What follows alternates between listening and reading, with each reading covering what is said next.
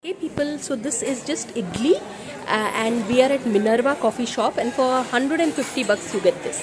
So yeah, so if you were to take a look at the menu card here, see idli, oh not even 150, you get it for 125 rupees.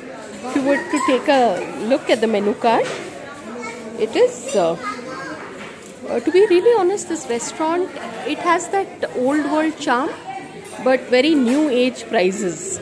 That's my assessment of it. But yeah, you get even chili paneer, and then there's American chop suey and Burmese parcel. Okay, but all this is that's what it's essentially a Udupi restaurant. That's what I feel. But yeah, so on that note, thanks for watching and please subscribe. Say I'm glad.